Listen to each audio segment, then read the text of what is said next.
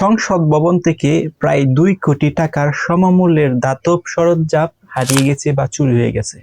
So একটা রাষ্ট্রের সবচেয়ে গুরুত্বপূর্ণ একটা অংশ হচ্ছে সংসদ ভবন। সেখানে কিন্তু হাই সিকিউরিটি থাকার কথা এবং হাই সিকিউরিটি থাকে।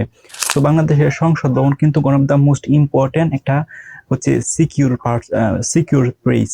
সো সেখান থেকেই প্রায় 2 কোটি বা 2.5 কোটি টাকার মূল্যের ধাতব সরঞ্জাম সেখান থেকে চুরি হয়ে যাওয়ার তথ্য পাওয়া গেছে। অর্থাৎ ওই সংসদ ভবনে কিছু কাজ করার জন্য ধাতব কভার, অর্থাৎ ধাতব কভার, ইলেকট্রিক কাজ করার জন্য এই ধাতব কভারগুলা এই সংসদ ভবনে রাখা হয়েছিল। এই সংসদ ভবন থেকে এরপরে যে সময় কাজ করা শুরু করে ইলেকট্রিসিটি যারা কাজ করে তারা হচ্ছে কাজ করার সময় পুরান এই ধাতব যে কভারগুলো আছে সেগুলো লাগায়। এবং মিডিয়ার মধ্যে এরকম তথ্য বেশি আসছে, সেটা হচ্ছে এই যে প্রায় 2 কোটি বা 2.5 কোটির উপরে এই ধাতব সরঞ্জাম নাকি আর পাওয়া যাচ্ছে না।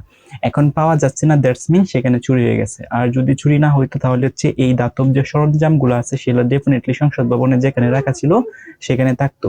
এখন অনেকে বলতেছে স্টোর রুমে রাখা ছিল, অনেকে বলতেছে অন্য জায়গায় রাখা ছিল। অর্থাৎ দায়িত্বপ্রাপ্ত যারা ছিল সংসদ ভবনের, যেখানে এই ধাতব সরঞ্জামগুলো রাখা হয়েছিল, সেখানে অনেকে বলতেছে স্টোর রুমে রাখা আছে, স্টোর রুম থেকে কি হয়েছে তারা কিন্তু জানে না।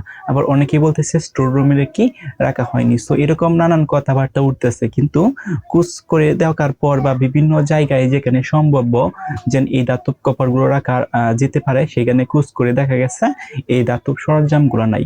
এখন চিন্তা করে দেখেন, একটা হাই সিকিউরিটি প্লেস থেকে যদি এরকম ধাতব কভার বা এই যে প্রায় 2 কোটি বা 2.5 কোটি অর্থ সমমূল্য পরিমাণ যে ধাতব কভারগুলো যেন হারিয়ে গেছে, এগুলা কি বাংলাদেশ মানুষ অ্যাকসেপ্ট করে? যদি সংসদ ভবন থেকে একটা কিছু হারিয়ে যায় এবং এটার হদিস না মিলে, তাহলে বাংলাদেশের অন্য যে প্লেসগুলো আছে, লাইক সাধারণ মানুষ যারা জীবনযাপন করে, সাধারণ মানুষের বাসা থেকে নেওয়া কিন্তু একটা ব্যাপারই না। কারণ যেহেতু সংসদ ভবন কিন্তু অলওয়েজ সিকিউরিটি দ্বারা, নিরাপত্তা দ্বারা বেষ্টিত থাকে এবং সেখানে হয়তোবা না শিওর সেখানে সিসি ক্যামেরা আছে। তো সিসি ক্যামেরা এবং হাই সিকিউরিটি থাকার পরেও সেখান থেকে এরকম মূল্যবান ধাতুগুলো হারিয়ে গেছে। সো এরকম যদি চলতে থাকে তাহলে বাংলাদেশের যে আইন শৃঙ্খলা বাহিনী বলেন বা মানুষের জন্য একটা সিকিউর লাইফ, সেটা কিভাবে ইনশিওর করবে? সো সংসদ ভবন থেকে দুদিন হারিয়ে যায় সেটা একটা স্যাডনেস বিষয়।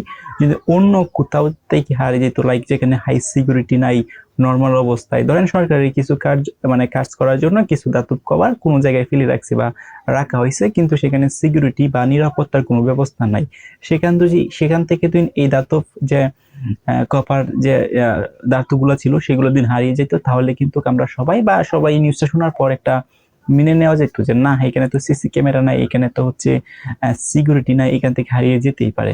কিন্তু সংসদ ভবনের ভিতর থেকে হাউ ক্যান পসিবল?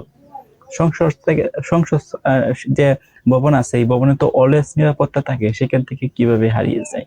সো যদি সংসদ ভবনের থেকে হারিয়ে যায় তাহলে এখন চিন্তা করে দেখেন যে বাংলাদেশে কি সম্ভব না।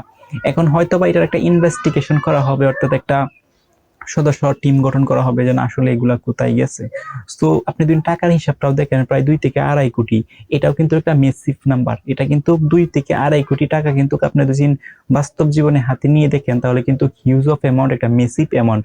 কিন্তু সরকারের কাছে হয়তো 2 থেকে 2.5 কোটি এই যে অ্যামাউন্টটা সেটা বিগ কোনো অ্যামাউন্ট না, কিন্তু সাধারণ মানুষের কাছে কিন্তু এটা একটা হিউজ বিগ অ্যামাউন্ট। কারণ এই অ্যামাউন্ট দিয়ে একটা মানুষ কিন্তু অনেক ভালোভাবে লাইফ লিড করতে পারে।